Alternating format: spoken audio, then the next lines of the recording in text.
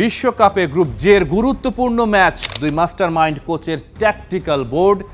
Lionel Scaloni শান্ত ধীর, কিন্তু ভেতরে ভেতরে ফুটবলের গ্র্যান্ডমাস্টার অন্যজন রাল্ফ রাংনিক, ইউরোপীয় ফুটবলের অন্যতম বড় মাথা, যিনি গেগেন প্রেসিং দর্শনকে একটা শিল্পে পরিণত করেছেন। এ পাশে ইতিহাস গড়ার সামনে দাঁড়িয়ে থাকা বিশ্ব চ্যাম্পিয়ন আর্জেন্টিনা, ও পাশে হাই ভোল্টেজ অস্ট্রিয়া। কিন্তু এই ম্যাচের আসল রোমাঞ্চ কোথায়? লিওনেল মেসি কি পারবেন মিরোস্লাভ ক্লোসাকে ছাড়িয়ে বিশ্বকাপের ইতিহাসের একক শীর্ষ গোলদাতা হতে? আর আর্জেন্টিনার মাত্র 1.75 মিটারের লিসান্দ্রো মার্তিনেজ কিভাবে সামলাবেন অস্ট্রিয়ার 2 মিটারের এক দানবীয় স্ট্রাইকারকে? ডালাসের মহাযুদ্ধের আগে দুই দলের ট্যাকটিক্স, ইনজুরি আপডেট আর সব অবিশ্বাস্য রেকর্ডের খতিয়ান নিয়ে এক্সপ্লেইনার। আর্জেন্টিনার বিধ্বংসী ফর্মের কেন্দ্রে মেসি। প্রথম ম্যাচে আলজেরিয়াকে 3-0 গোলে উড়িয়ে দিয়ে নিজেদের শক্তিমত্তার জানান দিয়েছে লিওনেল স্কালোনির দল।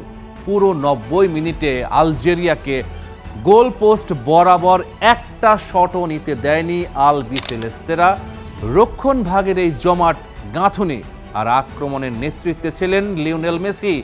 অস্ট্রিয়ার বিপক্ষে আর মাত্র একটা গোল করলেই ক্লোজাকে টপকে এককভাবে বিশ্বকাপের অল টাইম টপ স্কোরার হয়ে যাবেন 38 বছর বয়সী মহাতারকা।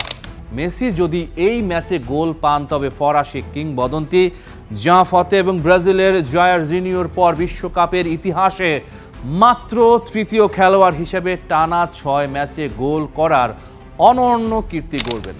শেষ 16টি ম্যাচের 14টিতে জিতেছে আর্জেন্টিনা, যার মধ্যে শেষ 8টি ম্যাচে টানা জয় এবং 7টিতে ক্লিন শিট রয়েছে।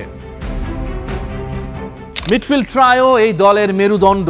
ডিপল ডান দিকে থাকেন, কিন্তু আসলে ঘুরে বেড়ান পুরো হাফে। বল রিকভারি এবং ট্রানজিশনে সবচেয়ে গুরুত্বপূর্ণ কাজ করেন তিনি। ম্যাকঅ্যালিস্টার হলেন ব্রেইন, পজিশনিং, ছোট পাস, স্পেস তৈরি করা। এনজো ফার্নান্দেজ হলেন ইঞ্জিন, ডিপ থেকে বল বহন করে আনা, গোলমুখী run. Ralph রাংনিকের Austria gegen pressing ও সেট পিসের মারাত্মক হুমকি। এবার আসা যাক প্রতিপক্ষ অস্ট্রিয়ার দিকে। আপাত দৃষ্টিতে তাদের দুর্বল মনে হলেও রাল্ফ রাংনিকের এই দলটাকে হালকাভাবে নেয়ার কোনো সুযোগ নেই। রাংনিককে বলা হয় আধুনিক ফুটবলের গডফাদার অফ গেগেন প্রেসিং, আর তার ছোঁয়াতেই এই বিশ্বকাপে প্রেসিং এফিসিয়েন্সিতে দ্বিতীয় স্থানে রয়েছে অস্ট্রিয়া। তাদের পাসেস পার ডিফেন্সিভ অ্যাকশন স্কোর 6.5, যার মানে প্রতিপক্ষকে বল পায়ে একটুও শান্তিতে থাকতে দেয় না তারা। আর্জেন্টিনার ডিফেন্সের জন্য অস্ট্রিয়ার সবচেয়ে বড় হুমকি হলো তাদের সেট পিস।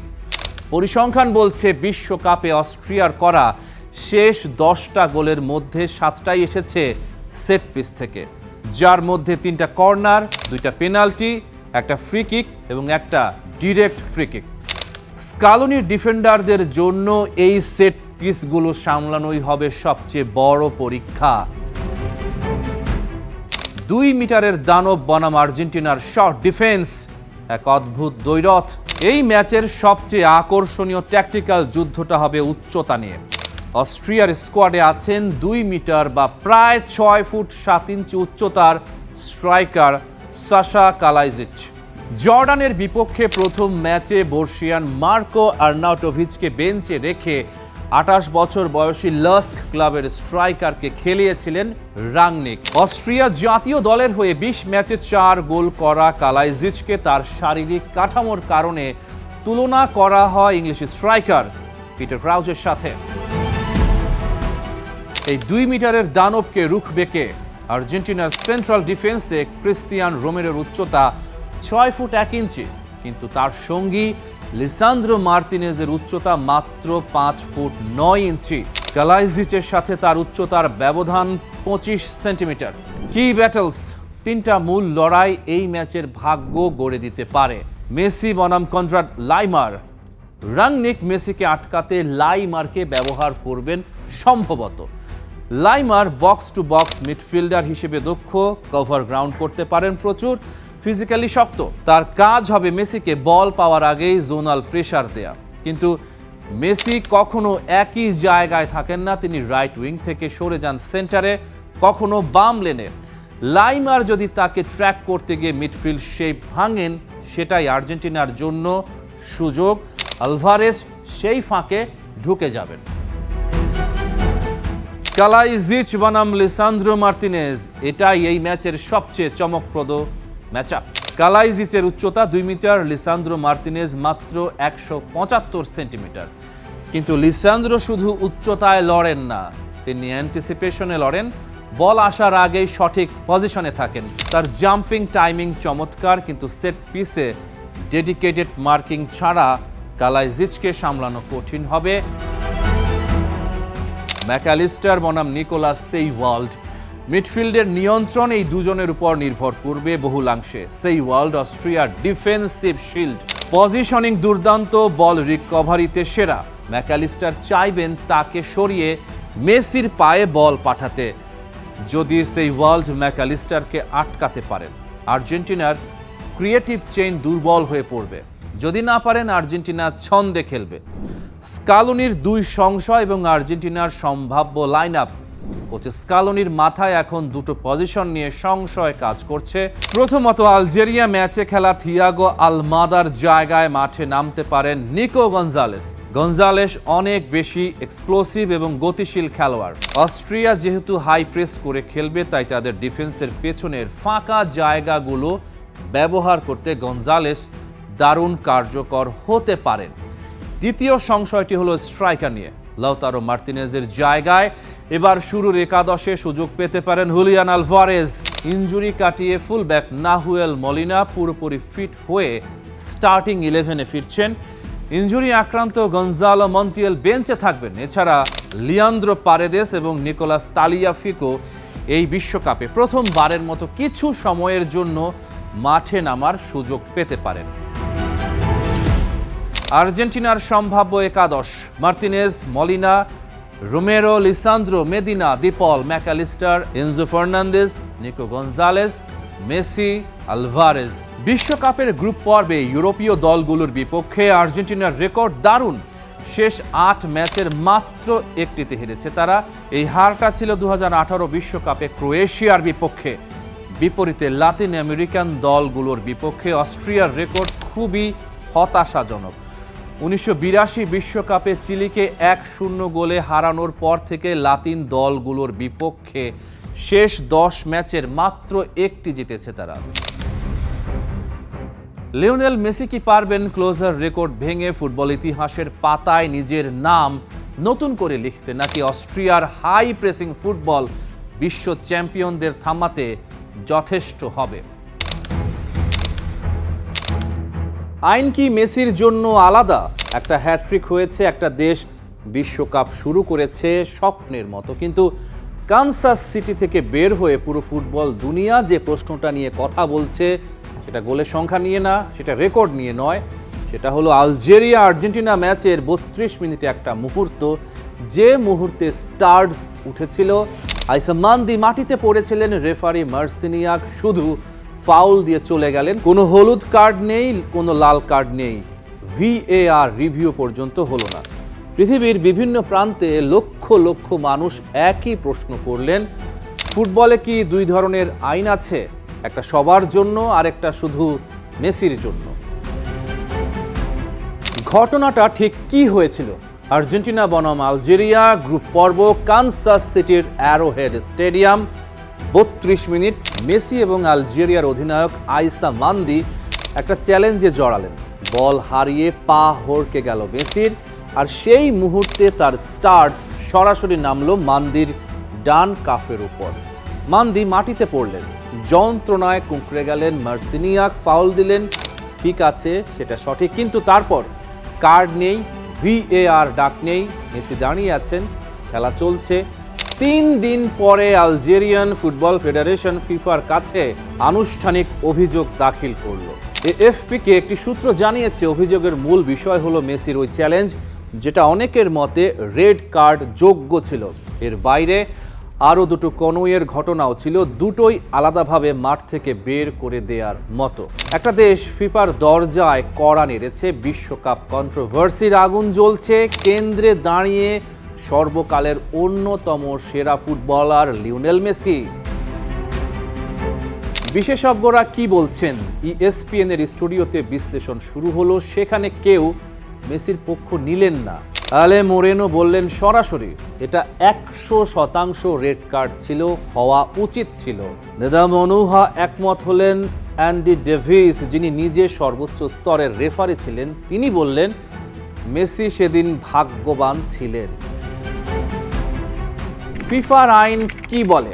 ফিফার ল অফ দ্য গেম ধারা 12, এই ধারা ফাউল এবং অসদাচরণকে 3 স্তরে ভাগ করে। প্রথম, কেয়ারলেস, যেটায় শুধু ফাউল, কোনো কার্ড নেই। দ্বিতীয়, রেকলেস, যেটায় হলুদ কার্ড। তৃতীয়, এক্সেসিভ ফোর্স, যেটায় সরাসরি লাল কার্ড। আইনে স্পষ্ট লেখা আছে এক্সেসিভ ফোর্স মানে যখন একজন খেলোয়াড় প্রয়োজনের অতিরিক্ত শক্তি ব্যবহার করেন এবং প্রতিপক্ষের নিরাপত্তা বিপন্ন করেন। আর সবচেয়ে গুরুত্বপূর্ণ অংশ হলো এটাই, ইন্টেনশন বা উদ্দেশ্য এই আইনে কোনো বিবেচ্য বিষয় নয়। মেসি ইচ্ছে করে করেছেন কিনা সেটা আইনের চোখে অপ্রাসঙ্গিক। প্রশ্ন হলো স্টার্স কি উঠেছিল? উত্তর হ্যাঁ। প্রতিপক্ষ কি মাটিতে পড়েছেন? উত্তর হ্যাঁ। তাহলে নিদেন পক্ষে VAR রিভিউ হওয়া উচিত ছিল কিনা, এখানেই বিতর্কটা আসলে দাঁড়িয়ে। মেসি কি আগেও এই বিতর্কে ছিলেন? এটা নতুন কিছু নয়। 2022 বিশ্বকাপে আর্জেন্টিনা 7 ম্যাচে 5টি পেনাল্টি পেয়েছিল। বিশ্বকাপ ইতিহাসে যে কোনো দলের জন্য এটা রেকর্ড। কিছু পেনাল্টি নিঃসন্দেহে সঠিক ছিল, কিছু নিয়ে বিস্তর তর্ক হয়েছে। কোয়ার্টার ফাইনালে আর্জেন্টিনা বনাম নেদারল্যান্ডসের ম্যাচে স্প্যানিশ রেফারি আন্তোনিও মাতেও লাহোসকে টুর্নামেন্ট থেকে ঘরে পাঠিয়ে দেয়া হয়েছিল। সেই ম্যাচে মেসি মাঠে দাঁড়িয়ে লাহোজের রেফারিংয়ের সমালোচনা করেছিলেন প্রকাশ্যে। এটাকে কেউ দেখেছেন মেসির সঠিক হতাশা হিসেবে, কেউ দেখেছেন প্রভাব বিস্তারের প্রমাণ হিসেবে।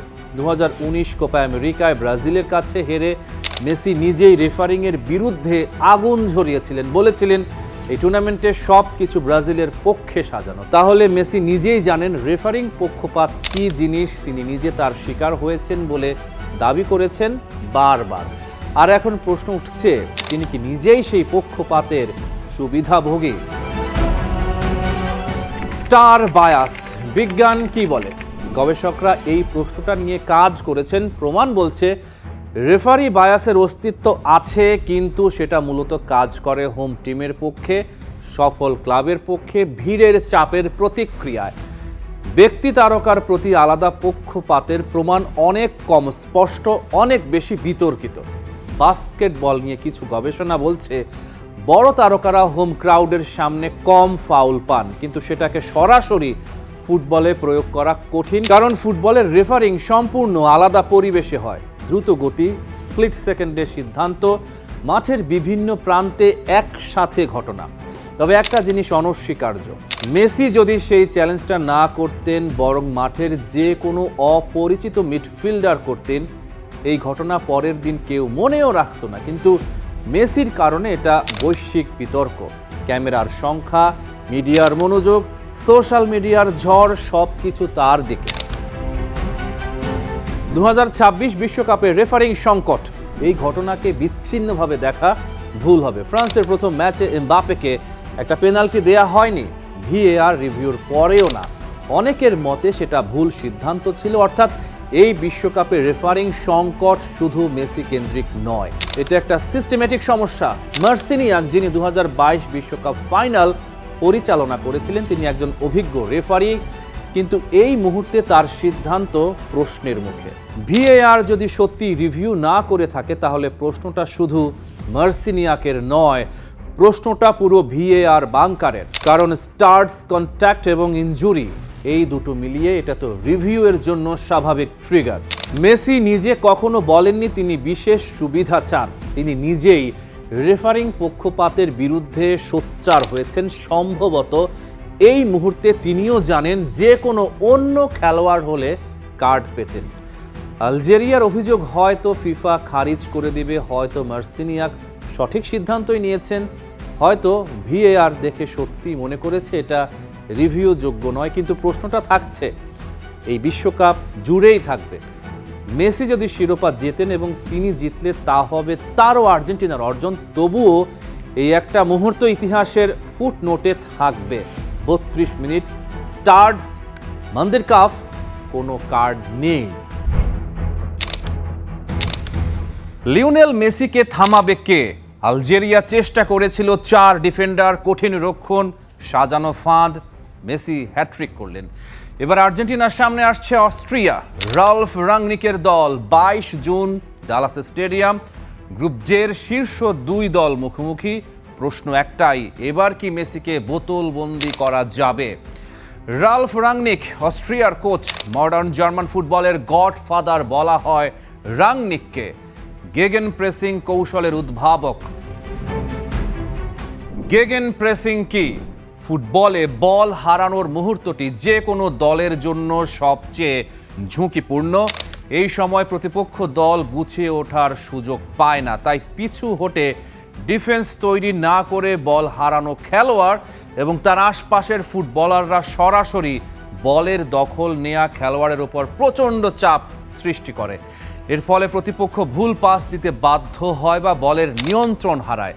এই কৌশলের মূল মন্ত্র হলো বল হারালে পেছনের দিকে না দৌড়ে সামনের দিকে রিয়্যাক্ট করা। রালফ রাংনিক ফুটবলের দার্শনিক, নির্মম, হিসেবি, বৈজ্ঞানিক। তিনি ম্যান মার্কিংয়ে বিশ্বাস করেন না। একজন মানুষের পেছনে আরেকজন মানুষ লাগিয়ে দেয়া এই পুরনো পদ্ধতিতে তার আস্থা নেই।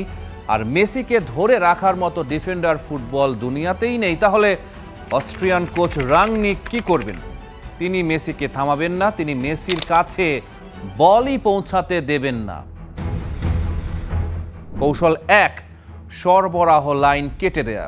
ধরুন একটা শহরকে অবরোধ করতে চান, শহরের ভেতরে সেনা পাঠাবেন না, রাস্তা বন্ধ করে দিবেন। খাবার আসবে না, অস্ত্র আসবে না, শহর নিজেই ভেঙে পড়বে।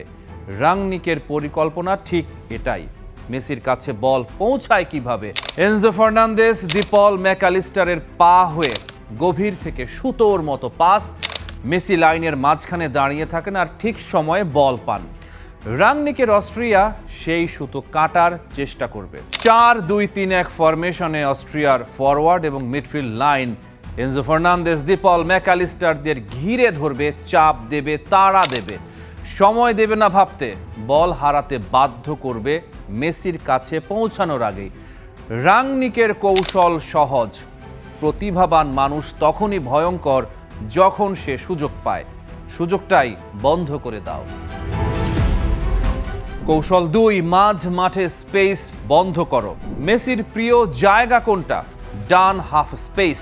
সেখানে নেমে আসেন, বল পান, ঘুরে তাকান, তারপর থেকেই বিপদ শুরু। কনরাড লাইমার আর মার্সেল সাবিৎজার, এই দুজন অস্ট্রিয়ান মিডফিল্ড ইঞ্জিন। দুজনেই অক্লান্ত, দুজনেই স্মার্ট। এই দুজন মিলে মেসির চারপাশে একটা অদৃশ্য বক্স তৈরি করতে পারেন। স্ট্র্যাটেজি হলো মেসি যখনই সেই জায়গায় নামবেন, লাইমার আসবেন, সাবিৎজার আসবেন, পাসিং লেন বন্ধ হবে, ঘোরার জায়গা থাকবে না। কিন্তু এখানেই বিপদ। মেসিকে বক্সে আটকাতে গিয়ে যদি দুজন মিডফিল্ডার সরে যান, আর্জেন্টিনার অন্য কেউ ফাঁকা জায়গা অর্থাৎ স্পেস পাবেন। রাংনিকের দলকে তাই একসাথে দুটো সমস্যা সামলাতে হবে। কৌশল 3, ফ্ল্যাট ডিফেন্স, কোনো ফাঁক নেই। মেসির সবচেয়ে মারাত্মক অস্ত্র কোনটা? থ্রু বল, কোনাকুনি পাস, ডিফেন্ডারের পেছনে দৌড়ানো রানারের জন্য। অস্ট্রিয়ার রক্ষণ সেই ফাঁকটাই বন্ধ করে দেওয়ার চেষ্টা করবে। 4 জন ডিফেন্ডার একটা সমতল রেখায় থাকবে। ফুল ব্যাক আর সেন্টার ব্যাকের মাঝখানে কোনো ত্রিকোণ তৈরি হবে না। দাভিদ আলাবা অভিজ্ঞ, স্মার্ট লিডার। তিনি ডিফেন্স লাইনের মাঝখানে দাঁড়িয়ে পুরো সিস্টেম নিয়ন্ত্রণ করবেন। মেসি বল পেলেও দেখবেন কোনো দরজা খোলা নেই। কিন্তু তত্ত্ব আর মাঠ এক নয়, কারণ মেসি সেই মানুষ যিনি বন্ধ দরজায় জানালা খুঁজে পান। কৌশল 4, আক্রমণী সেরা রক্ষণ। রাংনিকের আসল চাল হয়তো এটাই। মেসিকে থামানোর সবচেয়ে কার্যকর উপায় আর্জেন্টিনাকেই রক্ষণে ব্যস্ত রাখো। বল কেড়ে নাও দ্রুত, উঁচু পজিশনে, তারপর ট্রানজিশন বিদ্যুৎ গতিতে। আর্জেন্টিনা যখন পেছনে দৌড়াচ্ছে, মেসি তখন খেলার বাইরে। অস্ট্রিয়ার ফরওয়ার্ডরা দ্রুত, ট্রানজিশনে ভয়ঙ্কর। আর্জেন্টিনার আক্রমণাত্মক ফুল ব্যাকরা সামনে থাকলে পেছনে জায়গা থাকে, সেই জায়গাটাই অস্ট্রিয়ার টার্গেট হবে। মেসিকে খেলা থেকে বিচ্ছিন্ন করো, বলের দিক থেকে নয়, দলের দিক থেকে। কিন্তু মেসিকে আদৌ থামানো কি সম্ভব? আলজেরিয়া ভেবেছিল পারবে, কিন্তু পারেনি। মেসির হ্যাট্রিক, ৩-০ গোলে হারতে হয়েছে। আর কদিন পরে মেসির বয়স হবে ৩৯, শেষ বিশ্বকাপ, কিন্তু সময় যেন উল্টো দিকে হাঁটছে। রাংনিকের গেগেন প্রেসিং দুর্দান্ত, কিন্তু গেগেন প্রেসিং একটা সিস্টেম, কিন্তু মেসি জিনিয়াস। সিস্টেম দিয়ে জিনিয়াসদের সবসময় আটকানো যায় না। লাইমার আর সাবিৎজার তাড়া করবেন, মেসি একটু সরবেন ১ সেকেন্ড ১ ইঞ্চি, ব্যাস বল বেরিয়ে যাবে, গোলও হবে। কারণ মেসির শরীরে এমন একটা ঘড়ি আছে, সেটা আর কারো কাছে নেই। ডালাসের রাতে কি হবে? দুটো দল, দুটো দর্শন। একদিকে রাংনিক, বিজ্ঞান, কঠোর শৃঙ্খলা, সিস্টেম। অন্যদিকে মেসি, শিল্প, সৃজনশীলতা, অলৌকিকতা। অস্ট্রিয়া লড়বে, কঠিন লড়াই হবে। জর্ডানের বিপক্ষে ওদের ৩-১ জয় দেখিয়েছে এই দল। সুসংগঠিত, শক্তিশালী, আত্মবিশ্বাসী। কিন্তু শেষ প্রশ্নটা থেকে যায়, যে মানুষ আলজেরিয়ার বিপক্ষে কেঁদেছিলেন এবং তারপরও হ্যাট্রিক করেছিলেন, যে মানুষ ব্যক্তিগত কষ্ট বুকে নিয়ে বল জালে পাঠিয়েছিলেন, সেই মানুষকে থামানো কঠিন। আর্জেন্টিনা বল উইন করলো, দিপলদের প্রথম ভাবনাই হলো মেসি কোথায়। সেন্টার সার্কেলে মেসিকে বল দিয়ে দিল। মেসির বামে ও ডানে রানার রয়েছে। মেসি সামনে এগিয়ে যান, গনজালেস মেসিকে বল ফিরিয়ে দেন। মেসি জোরালো নিচু শট নেয়। আলজেরিয়ার গোলকিপার লুকাস জিদান পুরো চেষ্টা করেও বলটা ধরতে পারে না। এই গোলেই হ্যাট্রিক পূরণ করেন মেসি। সতীর্থরা জানে বল ক্যাপ্টেনকে দিলেই সমাধান আসবে, তারা সামনে দৌড়ায়, কারণ জানে মেসি তাদের খুঁজে নেবেন। আর আলজেরিয়ার বিপক্ষে যখন কাউকে খুঁজে পাননি, সমস্যা নেই, মেসি নিজেই গোল করে ফেলেছেন। 4 বছর ধরে এই বিশ্বকাপের জন্য প্রস্তুত হয়েছেন লিওনেল মেসি। এনার্জি সেভ করেছেন, যাকে অনেকে গত 2 দশক ধরে সেরা বলে আসছেন, তিনি আবার প্রমাণ করলেন। ক্যারিয়ারের ইনজুরি টাইমেও তিনি বাকিদের পুরো ম্যাচের চেয়ে ভালো। আলজেরিয়ার বিপক্ষে খেলা শুরু হতেই স্পষ্ট হয়ে গেল, মেসি শুধু খেলতে আসেননি, তিনি এসেছেন দখল নিতে। কিন্তু সেই দখলটা শুরু হলো আক্রমণ নয়, রক্ষণ দিয়ে। মেসি নিজের গোলের কাছাকাছি 1-on-1 পরিস্থিতিতে বল জিতছেন, সক্রিয়ভাবে ডিফেন্ড করছেন। যে দৃশ্য আমরা মেসির সঙ্গে কখনো মেলাই না, সেটাই দেখা গেল ম্যাচের একেবারে শুরুতে। স্ক্রিপ্টে ছিল না, কিন্তু তিনি করলেন। 38 বছর বয়সে ফুটবলাররা সাধারণত গতি হারান, তীক্ষ্ণতা কমে যায়, কিন্তু মেসি যে খেলাটা খেলেন সেটা গতির নয়, সেটা বুদ্ধির, সময়ের এবং দৃষ্টিভঙ্গির। প্রতিবার আলজেরিয়ার বক্সের কাছাকাছি বল মেসির পায়ে গেলে গোটা স্টেডিয়াম সোজা হয়ে বসে পড়ল। দর্শক জানে, সতীর্থরা জানে, প্রতিপক্ষ জানে, এমন মুহূর্ত বিপজ্জনক। মেসির সতীর্থরা তাকে বল দেয়, তারপর দৌড়ায়, কারণ তারা জানে মেসি উত্তর খুঁজে বের করবেন এবং বেশিরভাগ সময় সেই উত্তর সঠিক। আর যখন সতীর্থকে খুঁজে পাওয়া গেল না, তখন মেসি নিজেই সমাধান হলেন। রদ্রিগো দি পলের লাইন ভাঙা পাসটি মেসিকে মিডফিল্ডারদের পেছনে এবং ডিফেন্ডারদের সামনে একটা মারাত্মক জায়গায় খুঁজে পেল। এই পজিশন থেকে বল নিয়ে ডিফেন্ডারের দিকে ধেয়ে যাওয়া মেসির মতো বিপজ্জনক আর কেউ নেই। আর্জেন্টিনার কোচ লিওনেল স্কালোনি অভিজ্ঞতার উপর বাজি ধরেছেন। এটা শক্তি, কিন্তু দুর্বলতাও। বয়স্ক দল, টুর্নামেন্ট যত গভীরে যাবে পা ততই ভারী হবে। স্বল্প বিরতিতে একের পর এক উচ্চ চাপের ম্যাচ এই দলের জন্য সবচেয়ে বড় পরীক্ষা। লাউতারো মার্তিনেজ নাকি হুলিয়ান আলভারেজ, আক্রমণ ভাগে কে খেলবেন তা নিয়ে এখনো পরীক্ষা নিরীক্ষা চলছে। আর্জেন্টিনার খেলোয়াড়রা বল পেলেই মেসিকে খোঁজেন, এটা ভালো, কারণ তিনি সমাধান দেন। কিন্তু যদি তাকে না পাওয়া যায়, তখন দল সীমাবদ্ধ হয়ে পড়ে। দলকে আরও এগোতে হলে অন্য খেলোয়াড়দের থেকেও অবদান দরকার। তবে আসার কথা হলো রদ্রিগো ডি পল, আলেক্সিস ম্যাকঅ্যালিস্টার জাতীয় দলের জার্সিতে জ্বলে উঠেছেন। মেসির সেই চেনা ভাইব বা শক্তি যেন পুরো দলের ভেতর সঞ্চারিত হয়েছে। মেসির পাসের ওজন, সময়ের হিসাব, বাইরের পা আর ভেতরের পা দিয়ে বল পাঠানোর পদ্ধতি, এটা কেউ শেখাতে পারে না, কেউ বোঝাতে পারেন না। দেখতে হয়, তবে দেখার সময় শেষ হয়ে আসছে। কিংবদন্তি কোচ জোসে মরিনিও লিওনেল মেসিকে থামানোর কৌশল বোঝাতে জেইল বা খাঁচা শব্দটি ব্যবহার করেছিলেন। মরিনিওর মতে মেসি যখন ওয়ান অন ওয়ান পজিশনে বল পান তখন ডিফেন্ডারদের আর কিছুই করার থাকে না। তাই মেসিকে আটকানোর জন্য তিনি কোনো নির্দিষ্ট একজন খেলোয়াড় দিয়ে ম্যান মার্কিং করানোর ঘোর বিরোধী ছিলেন। ইতালিয়ান সংবাদ মাধ্যম এই কৌশলটিকে গাব্বিয়া নামে অভিহিত করে, যার আক্ষরিক অর্থ হলো খাঁচা বা জেইল।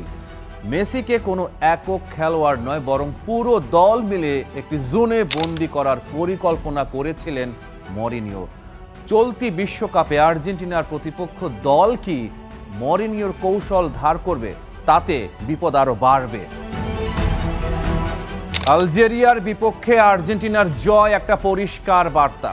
বিশ্ব চ্যাম্পিয়নরা তাদের মুকুট সহজে ছাড়বে না।